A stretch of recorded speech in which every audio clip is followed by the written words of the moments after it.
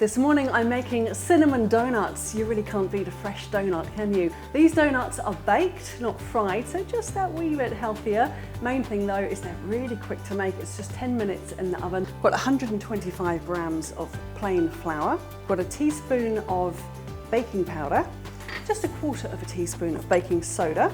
Then I've got half a teaspoon of cinnamon. It's about a quarter of a teaspoon of nutmeg. So we'll just give this a quick mix around. Next step for this, in a small bowl, I've got a size 6 egg, so just a sort of standard medium egg.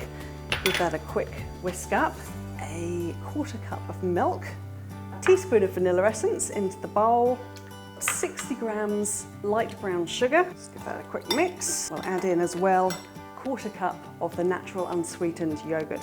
If you've got sour cream, like I said, you could use that. Makes the donuts really lovely and soft. And into this bowl, I'm going to add 30 grams of melted butter, and we'll just give that a little mix round too. I'm going to pour this into my dry ingredients, and then we're just going to fold this through using my left hand. My mix is ready. I'm going to spoon it into the pan. This makes 8 donuts. Very easy recipe to double or triple if you've got a kid's birthday party perhaps and you want to sort of feed a crowd. And then 10 minutes in the oven and then these will be ready.